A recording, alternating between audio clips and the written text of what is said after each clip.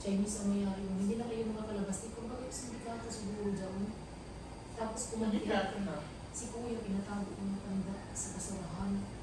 Binagay sa truck, kumari. Pinitbit ni Kuya yung sapatos siya. Pagdating sa nang tumalong siya, bininta niya ang sapatos niya para makapamasahe siya. Wala na siyang dala. Nakaano lang siya. Tapos hinanap siya ng mga hinanap siya ng Mga tao? oo, ng mga tao. Nagtago siya. Managdagdag. Sabi-sabayan kami nun. Kasi managdagdag nung nakapunta siya sa binundok. Tinungan niyo ako, hinanting siya. Kasi wala ka talagang nakakalabas doon. Kasi syempre, pwede mong isiwalat ka nung meron doon eh. Oo. Ngayon, hinanting siya. Ilan ligo siya doon? Alin? Kuya mo? Araw lang siya doon, Ano Ang pagkain niyo doon, ano rin kayo, bilang din kayo sa pagkain niyo doon. Hindi kayo basta-basta doon nakakain. Kasi sinabihan nga siya doon na hindi na nakakalabas dito ng ang nakakapasok dito. Hindi yung nakapasok. Tinulungan siya ng matanda kasi bata pa daw, Bata pa daw ba? Sayang kaya nagtuwa naman sa daw ko si Kuya. Nanawag na si Kuya, tulungan niyo ako may mahabos sa akin, hinahantin ako, takbo daw siya doon. Sabi ni Mama, ano bang nangyari sa inyo yung mga anak ko? Hindi ba naman sa layaki, magtalo? Natapos ngayon ng tawag dito.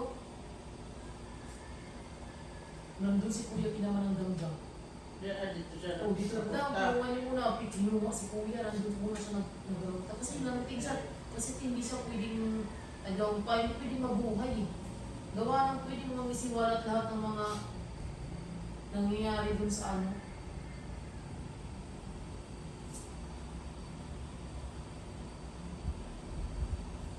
lagi ka konti.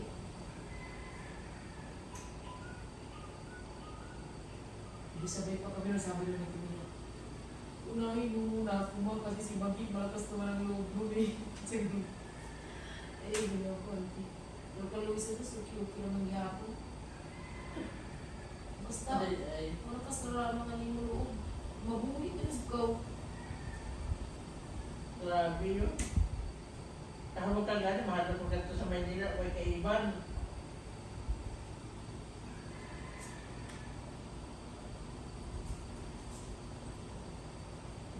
Amoy yung tutak sa ulo. Tapos kukabito ako sa Olongapo. Kung nakaipon ako ng pera, pumunta ako ng Olongapo. Pagpunta ko ng Olongapo, mag-aaral ako sumit na natin ko. O mga anak niya nakataas sa gabong kilay. Baka buntis ka, kaya ka pumunta dito. Bakla mo. Takot ka, pagbuntis ka. Ay. Don't eat. Ay. Ha? Ay.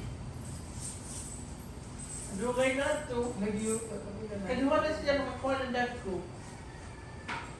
Tapos pagkatuna ko, ila ko na ako pa iskilahon. Patabang mo kami nila ko dito sa kantin. Sa ila anak. Huwag mo kami ipapahiya doon ha. Kasi inaanak namin yun sa kasal. Wala ko gusto ng mga ito. Tapos pagkabot na ako, kabayo ko, tumbayay namin sa ulo matulatagulan nila papa, sa ni mama. Kinuha nila. Kasi ilalim, kinukupa nila, ginawa nilang garahe nila, ilalim, kabila, nilagyan nila Tito Jimbahan. Nagagalit sa akin yung anak doon ng isang na-adaptive. Sinasabihan ako, so sampid lang kayo, sinagot ko. Huwag mo sasabihan ng sampid, bata pa lang ako, inaapi mo lang kami palagi. Ikaw ang sampid dito, ampun ka lang naman, nagalit yung nanay sa akin.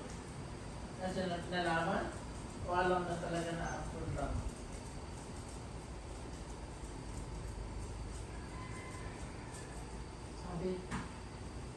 Alam naman nila tinaampun. Walang. Lagi kasi kahit mo na kinakagumit ng bata pa kami, lagi kami nung inaaway, ninuhudhud, lagi kami inaapi na kami palagi no. Parang pagdating sa pagkain kasi may mga pera naman sana yung mga auntie namin. Kung sabi ko sa iyo, kahit juice, kahit chocolate, ayaw mamigay. Buti pa yung mga tindahan ng babalik sa amin. Kasi kilala nila si Papa Binibigyan ng aling chayo doon, binibigyan kami ni Kuya lagi. Napakakulipot mo sa amin. Minsan kailangan ko kumuha ng uban sa kapitbahay para bigyan ako ng pera. Nagagalit sila kasi daw pang squatter daw yun. Hindi naman sila, syempre bata kami Iba nga yung turing nila nga sa amin Kaya pagkalas, sabi ko hindi na lang ako mag-aaral kung ganito, uwi na lang ako sa amin. Kasi nagalit din yung auntie Carmen. Sinabihan ko nga, lagi mo lang ako pinaapi simula ng bata pa kami. Huwag mo ako sasabihan na umiyak talaga ako, te. Bakit mo ako sasabihan ako na sampid ako? Yung bahay nga namin, sinakot yung nga bahay nga namin ito, tapos papaalisin mo ako dito. Sabi ko, ikaw ang lumayas dito dahil bahay namin to.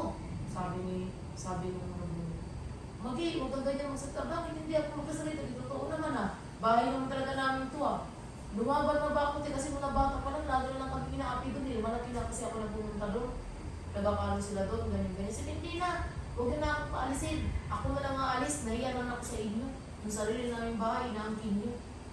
Sabi ko na, bago niyo ako paaralin, pahihirapan niyo muna ako ng pahihirapan. Sabi ko gano'n, hindi naman yung pera niya ang tininaw namin, yung pera naman namin sa ibang bansa. Siniwalat ko talaga kasi sinabi ko na, kayo nga, ang kakapal nga ng mukha niyo eh. Sabi ko gano'n. Ang kakapal nga ng mukha niyo eh. Sabi ko gano'n, te. Mga bata pa lang kami, ginaganyan nyo lang kami. Oo, hindi na ako mag-aaral dito. Pero sinasabi ko sa inyo, hindi kami sabid, kayo sabid.